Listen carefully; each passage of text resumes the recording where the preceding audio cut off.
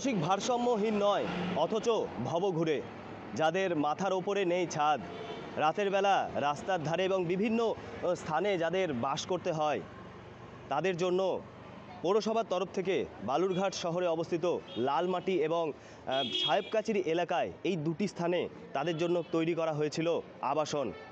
প্রায় বছর 5 আগে এই আবাসন তৈরি করা হলেও এখনো পর্যন্ত তা কিন্তু বন্ধ অবস্থাতেই রয়েছে।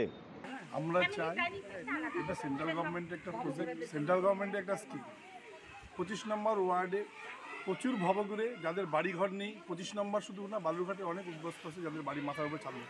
আর এই আশেপাশে যে বস্তির যারা লোকজন আছে তাদেরকে প্রতিশ্রুতি দেওয়া হয়েছিল তোমাদেরকে এটা ঘরগুলো দেওয়া হবে, তো তাদেরকে বঞ্চিত করা হচ্ছে কেন?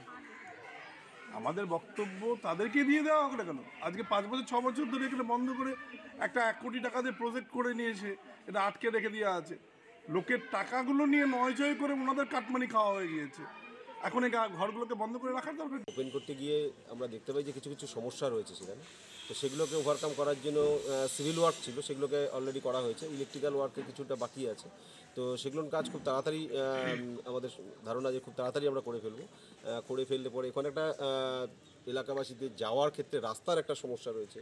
তো ওভারঅল এই সমস্যাগুলোকে ওভারকাম করে খুব তাড়াতাড়ি শেল্টার ফর শেল্টারলেস হোম যেটা আছে সেটাকে আমরা খুব তাড়াতাড়ি এটাকে 5 বছর হয়ে গেছে, চাচ্ছি এটা কমপ্লিট করে রুম করে দিই। এই যে ভবগুরুরা ঘুরে বেড়াচ্ছে, কিন্তু এখানে যে ফ্যামিলিগুলো ছিল তারাও তো রাস্তায় এখন থাকছে, মাঠে ঘাটে বাড়ি করে আছে, তারা থাকুক।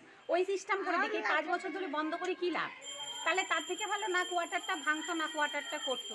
তারা আবেদন জানিয়েছে পৌরসভার কাছে যে দ্রুততার সাথে এই আবাসনটি তাদেরকে ব্যবহারের যোগ্য করে তুলে দেওয়া হোক, তাহলে তারা অনেকটাই উপকৃত হবেন।